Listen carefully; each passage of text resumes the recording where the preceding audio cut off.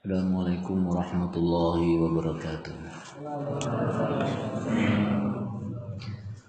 Alhamdulillah wassalatu wassalamu ala Rasulillah wa ala alihi wa sahbihi wa man wala.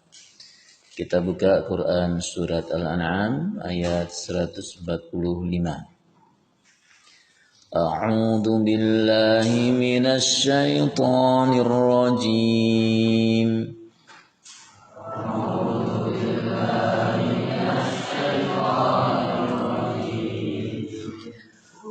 قل لا أجد فيما أوحي إلي محرما على طاعم يطعمه إلا أن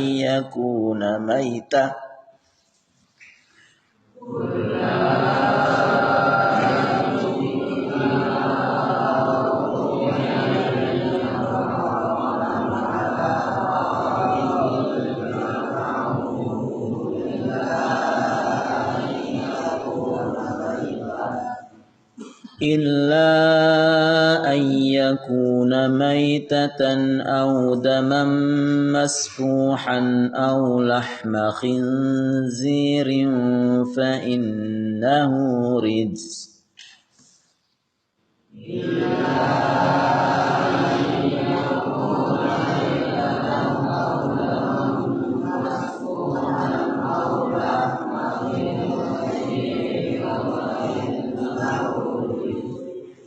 فإنه رجس أو فسقا أهل لغير الله به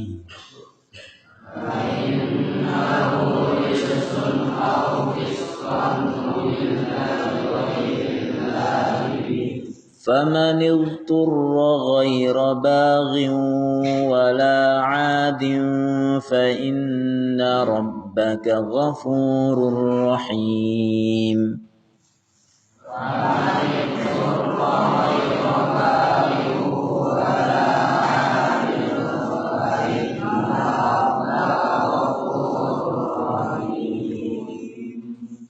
Katakanlah tiada aku peroleh dalam wahyu yang diwahyukan kepadaku sesuatu yang diharamkan bagi orang yang hendak memakannya kecuali kalau makanan itu adalah bangkai atau darah yang mengalir atau daging babi, karena sesungguhnya semua itu kotor, atau binatang yang disembelih atas nama selain Allah. Barang siapa yang dalam keadaan terpaksa sedang dia tidak menginginkannya dan tidak pula melampaui batas, maka sesungguhnya Tuhanmu Maha Pengampun lagi Maha Penyayang. Di dalam ayat ini Allah Subhanahu wa taala memerintahkan kepada Nabi Muhammad sallallahu alaihi wasallam untuk mengatakan kepada orang-orang musyrikin yang membuat-buat peraturan sendiri dan mereka berdusta terhadap Allah, bahwa di dalam yang beliau temui tidak ada wahyu yang diwahyukan kepada beliau sesuatu yang diharamkan Allah kecuali 4 macam saja. 4 macam yang akan disebutkan di dalam ayat ini adalah makanan atau barang-barang, benda-benda yang diharamkan Allah untuk mengonsumsinya. Ini ketika kemarin orang-orang musyrikin membuat peraturan-peraturan sendiri, maka di dalam ayat ini Allah kemudian menerangkan kepada mereka dan tentu kepada kita semua mana saja benda-benda atau dalam tanda petik makanan yang diharamkan olehnya. Apa yang diharamkan oleh Allah? Yang pertama, illa ayyakuna maitatan, yaitu ketika hewan atau benda itu berupa bangkai, maitah. haram dikonsumsi. Kenapa? Ya, bangkai itu apa? Bangkai itu adalah hewan yang mati sendiri, baik itu karena penyakit atau ketabrak atau kepukul, tertanduk, kecemplung jurang. Ya. Segala hewan yang mati sendiri tanpa tersembelih atau tanpa disembelih secara syar'i sebelumnya. Ini namanya adalah maitah, atau terjemahan paling mudahnya ya bangkai. Meskipun bisa jadi hewan ini belum berbentuk bangkai ya.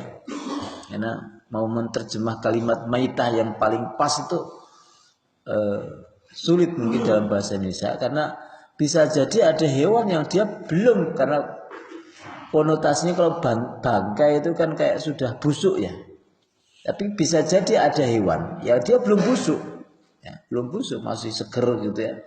Tapi selama dia matinya tidak disembelih dengan cara syar'i, maka dia haram. Meskipun baru sedetik mati.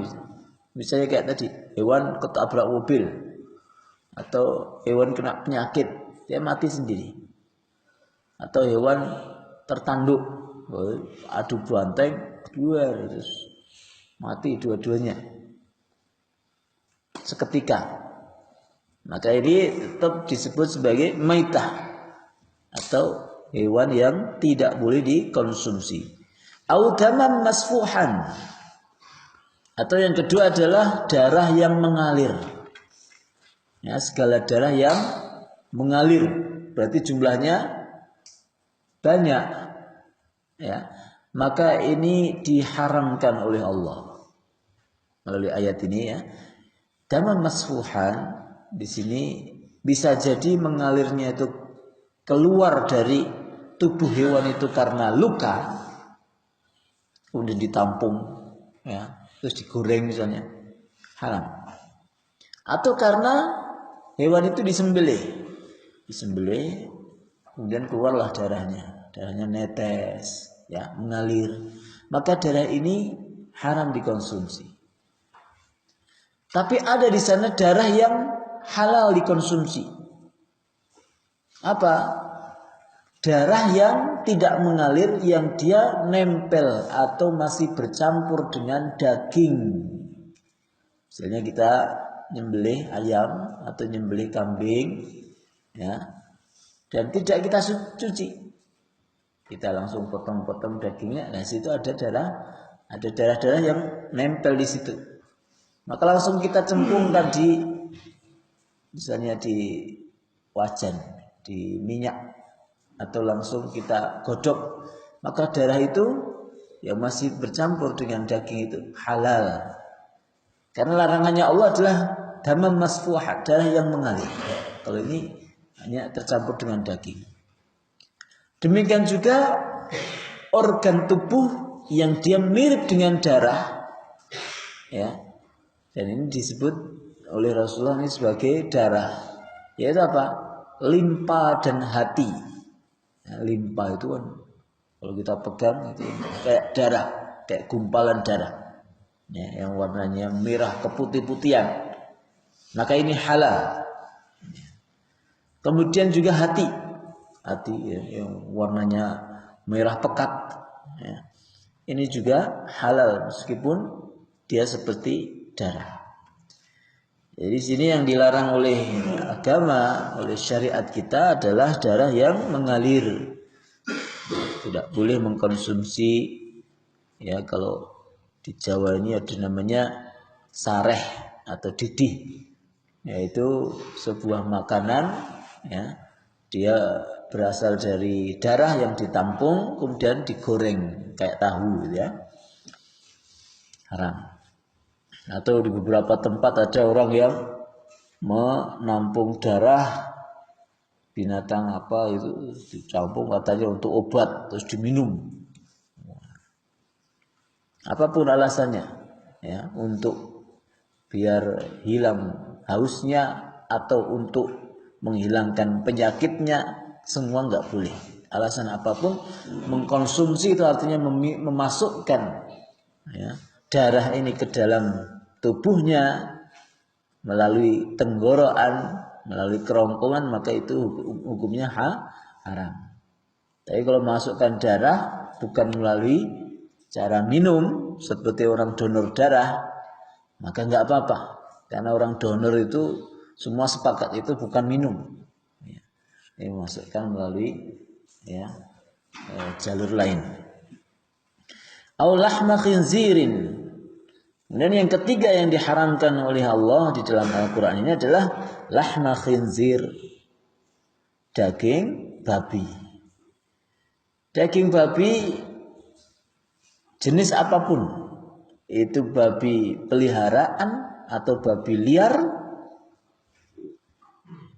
entah itu babinya itu bersih atau kotor, entah babinya itu dia diberi makanan yang bersih ataupun dia makanan yang kotor, pokoknya selama namanya babi haram dikonsumsi.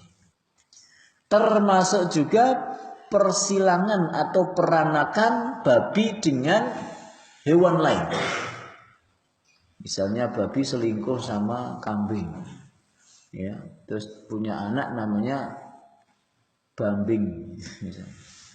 Maka ini tetap haram dikonsumsi. Jadi kemarin punya prinsip sebelum ayat ini adalah sesuatu yang buruk jika ketemu yang baik maka hasilnya adalah buruk. Sesuatu yang haram ketemu yang halal kemudian peranakannya haram. Ya. Jadi hewan, persilangan hewan, ya bisa jadi mungkin teknologi di akhir zaman ya menyilangkan antara dua hewan, yang satu aslinya halal dikonsumsi, kemudian yang satu haram, anaknya menjadi haram. Misalnya kalau di zaman dahulu kuda kawin sama keledai, ya. Anaknya namanya birol namanya, ya, birol itu dia mukanya kayak keledai tapi badannya lebih besar seperti kuda. Keledai itu kecil, keledai kecil, kuda besar. Nah anaknya birol itu dia sedang, dia haram dikonsumsi. Kenapa? Karena kuda dagingnya halal, keledai haram, anaknya menjadi haram. Au lahma khinzirin. Yang ketiga adalah daging babi.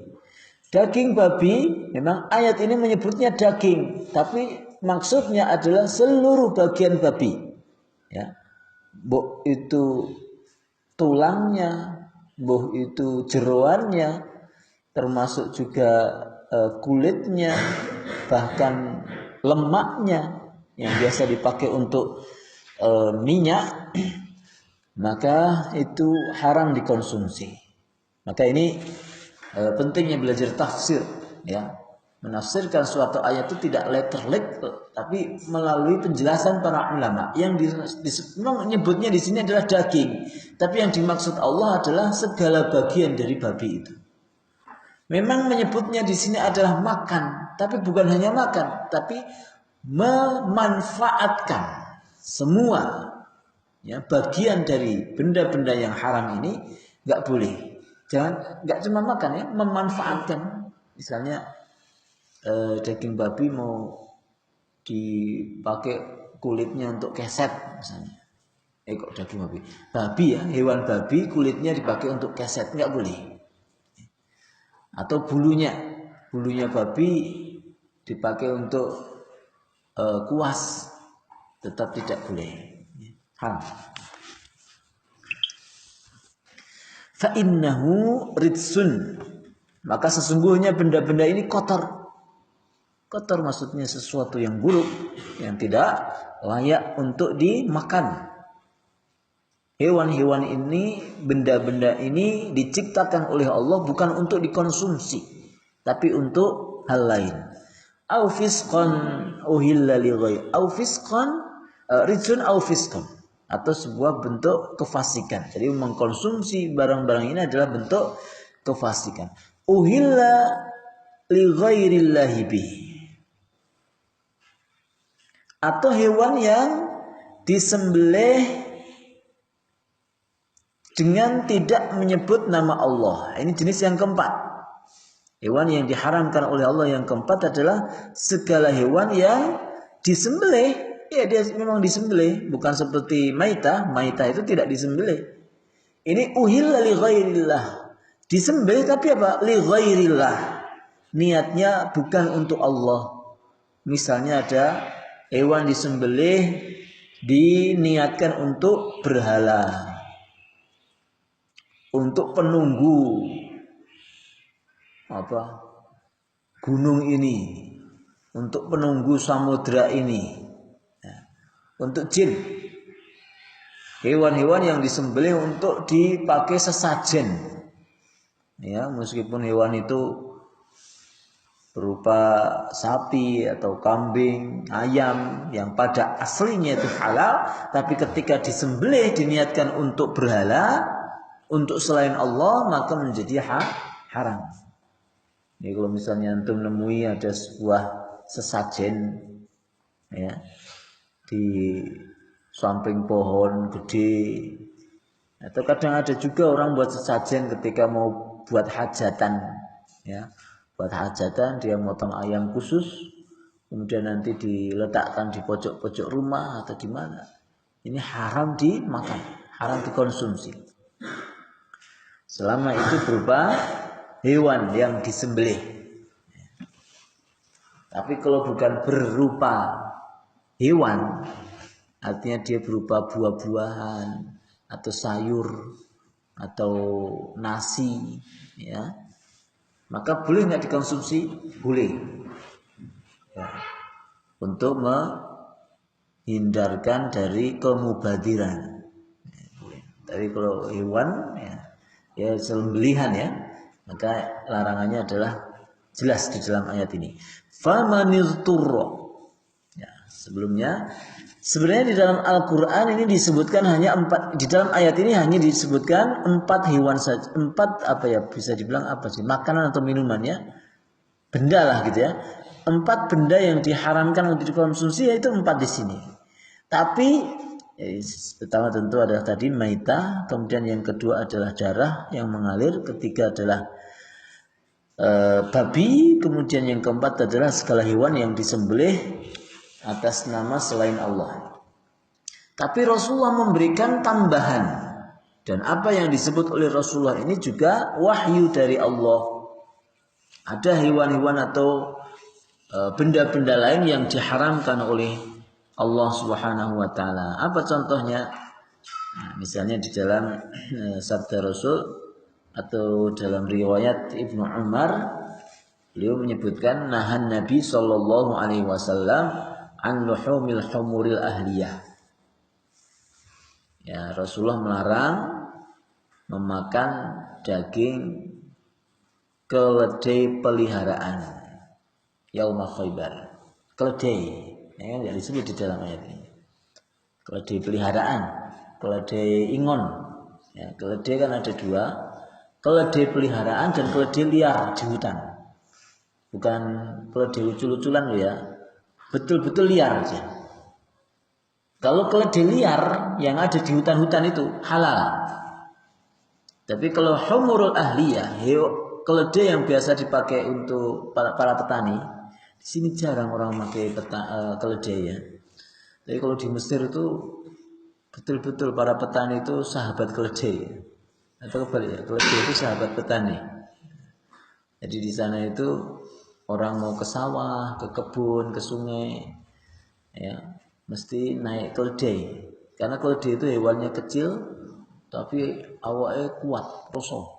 Ya, dia bisa mengangkat damen, bisa mengangkat hasil panen, bisa juga untuk berkendara. Nah, ini haram dikonsumsi. Ini tambahan dari Rasulullah dan itu juga wahyu dari Allah. Kemudian selain itu yang diharamkan apa? Naha an kulli dzinabin minasiba. Rasulullah melarang makan semua binatang yang bertaring. Jadi semua hewan yang punya taring. Taring itu adalah 2 gigi yang panjang kanan kiri. Ya. Dia lebih panjang daripada gigi yang lain, dan itu fungsinya adalah untuk menyobek mangsanya. Maka segala hewan yang seperti itu haram dimakan. Contohnya kucing, harimau, singo, ya, apalagi dan sebagainya. Wa kulli dzi mikhlabin minat thair. Demikian juga semua burung yang bercakar. Nah, ini juga tambahan. Ini juga diharamkan. Ya, segala burung yang bercakar, dan cakar ini dipakai untuk mencengkram mangsanya. Maka ini juga diharamkan dikonsumsi. Contoh gagak, terus elang, burung-burung pemakan bangkai, ya kan? Burung bangkai itu pemakan bangkai. Burung-burung yang memang ini kukunya sangat tajam ya, yang biasa dipakai untuk mencengkeram mangsanya, bercakar dia. Maka ini juga diharamkan konsumsi. Tapi kalau burung yang tidak demikian itu boleh, ya, boleh. Burung emprit kalau mau, ya. Burung atau ayam itu masuk burung enggak? Ya itu boleh. Kemudian ikhwah rahimakumullah, jadi ini beberapa hewan yang diharamkan untuk dikonsumsi juga, tambahan dari ayat ini. Ada perkecualian hewan yang mati tanpa disembelih, dan itu halal. Apa itu? Al-maitah uhillat lana, yaitu ikan dan belalang. Ini perkecualian. Ikan itu dia tidak perlu disembelih. Antum mancing dapat udang atau dapat cidul, antum langsung cemplungkan di wajan, ya. Boleh, halal. Dan ini sebuah kemudahan di dalam agama kita ini. Kebayang kalau ikan-ikan itu harus disembelih. Bagaimana nyembelih ikan teri? Ya, ikan teri disembelih satu-satu, diceteti, ya, tidak bisa. Kesuwen. Ikan teri ya langsung cemplung ke tepung, goreng. Jadi peyek. Halal. Ini perkecualian. Ya, jadi hewan yang bernama ikan ini, ikan-ikan adalah semua ikan di dalam lautan atau di sungai atau di kolam. Itu seandainya tidak disembelih terlebih dahulu, maka halal. Disembelih tentu lebih utama ya kalau bisa. Ikan paus, bahkan semua hewan yang ada di laut, meskipun namanya mirip dengan hewan yang diharamkan oleh Allah, tapi kalau dia hasil laut, halal. Apa misalnya? Singa laut, anjing laut, kuda laut. Kuda laut kecil. Nah, ini semuanya halal. Bagaimana yang dia tidak hidup di laut terus atau di air terus? Ya. Maka kalau sifatnya seperti hewan-hewan yang disebutkan tadi, yaitu misalnya bertaring. Nah, ini para ulama beda pendapat. Seperti apa? Buaya. Ya. Buaya ini mau dibilang hewan air, tapi dia tahan di darat. Ya. Mau dibilang hewan darat, tapi kok dia sering di air. Maka para ulama beda pendapat dalam hal masalah buaya. Tapi banyak yang cenderung bahwa buaya itu haram dikonsumsi, karena dia seandainya tidak ada air pun dia hidup, ya. Berarti dia hewan darat, dan letak haramnya buaya bertaring, jelas bertaring, dan dia adalah hewan buas. Tapi bagaimana dengan hewan lain seperti kepiting? Kepiting ini kadang di darat, kadang di air. Maka kemudian banyak yang menyimpulkan kepiting ini kalau nggak ada air, mati dia. Berarti dia itu cenderung kepada air. maka kepiting itu halal. Demikian juga kura-kura, ya, yang mana dia lebih cenderung banyak ke air, ke darat cuma sebentar aja, kemudian masuk lagi ke air. Maka ini halal. Ikan, intinya semua ikan dan konco-konconya itu halal.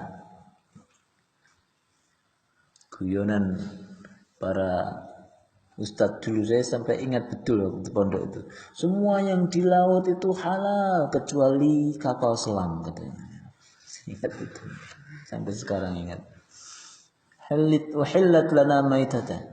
Kemudian yang kedua Pak, yang tanpa disembelih kok halal adalah perkecualian juga adalah belalang ya. Belalang itu tanpa disembelih itu juga halal. Antum nangkap belalang, tapi ini hati-hati ya, tidak sembarang belalang yang bisa dikonsumsi. Ya, ada di beberapa daerah-daerah yang belalangnya memang belalang jenis tertentu ya.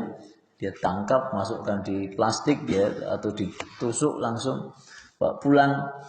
Maka ini juga boleh dikonsumsi. Sementara hewan buruan, bagaimana cara membuat dia halal? Kan nggak mungkin kita nyembelih dulu, kita nangkap baru nyembelih. Kita bisanya nembak. Maka itu ada fikih lain. Misalnya burung. Bagaimana supaya burung ini halal dikonsumsi? Maka ini ada fikih lain, yaitu tidak harus disembelih, tapi cukup membaca basmalah saat kita menembaknya. Atau kijang. Untuk berburu di hutan, kemudian ketemu kijang. Kan nggak mungkin antum langsung kijang sini tak sembelih dulu, ini nggak mungkin ya.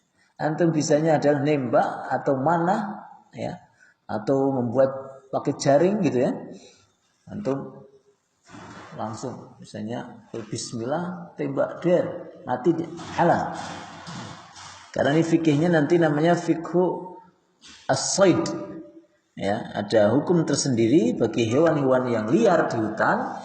Cara supaya dia halal dikonsumsi adalah dengan menyebut nama Allah, yaitu bismillah, kemudian menembaknya atau memanahnya. Tapi kalau hewan peliharaan tidak boleh seperti itu. Ayam di kandang terus antum tembak duar, ya, bismillah, ya haram itu. Karena kalau ayam peliharaan, hewan-hewan peliharaan harus disembelih melalui lehernya. Nah ini. Demikian ikhwah. Kemudian tentu di akhir ayat Allah mengatakan faman iturra ghaira baghin, siapa yang terpaksa dan dia tidak punya keinginan. Maksudnya aslinya enggak mau, dia itu enggak mau tapi terpaksa. Terpaksa dalam hal apa? Misalnya kelaparan atau kehausan. Enggak ada kecuali makanan itu. Dipenjara dia atau dipaksa orang dia. Atau betul-betul nggak ada makan lain, tersesat di hutan, adanya babi, adanya daging maitah tadi, adanya itu. Sama itu ghaira baghin, nggak ada niatan dia untuk mengkonsumsi, wala adin, dan nggak berlebihan, maka halal. Nggak berlebihan dalam arti ya sekedar untuk ganjel perutnya supaya dia tidak kelaparan, itu aja. Was tersesat, adanya babi. Oh, nggak ada yang lain. Kalau antum nggak makan, antum meninggal. Maka antum terpaksa. Tapi tadi harus diingat ya, saat yang pertama apa? Ghairu baghin, bukan berselera, bukan pengen makan. Wah kesempatan ini, sesekali ini. Gitu. Mumpung saya lapar, nggak ada yang lain, ajar makan babi misalnya. Ghairu baghin wala adin. Wala adin maksudnya apa? Tidak berlebihan. Ya sekedarnya aja. Dan kemudian wah, mumpung ini halal, mumpung ini boleh, sekalian 2 piring nambah, 3 piring nambah, ternyata dagingnya enak. Cukup mungkin secuil sedikit ya, untuk menghindarkan kita dari kematian. Itu saja. Wala adil. Fa inna rabbaka ghafurur rahim, maka sesungguhnya Rabbmu adalah Maha Pengampun lagi Maha Penyayang. Nah ini. Jadi segala sesuatu itu atas dasar rahmat Allah Subhanahu wa taala. Kalau memang seseorang itu terpaksa terlanggar atau melanggar syariat Allah, maka Allah Maha Pengampun. Ya. Dengan catatan dia karena keterpaksaan. Tapi kalau tidak ada sesuatu yang memaksa dia untuk melakukan sesuatu atau memakan sesuatu yang diharamkan Allah, ya jangan dilakukan. Ada makanan-makanan lain ya yang lebih manfaat, yang lebih bahkan jumlahnya lebih banyak yang dihalalkan oleh Allah, maka cari makanan-makanan yang halal. Jangan malah sibuk mencari makanan yang haram, lupa bahwa makanan yang halal itu lebih banyak yang Allah sediakan untuk manusia. Semoga Allah SWT memberikan hidayah kepada seluruh kaum muslimin tentang hal ini. Wassallallahu ala nabiyyina Muhammadin wa ala alihi wa sahbihi ajmain. Assalamualaikum warahmatullahi wabarakatuh.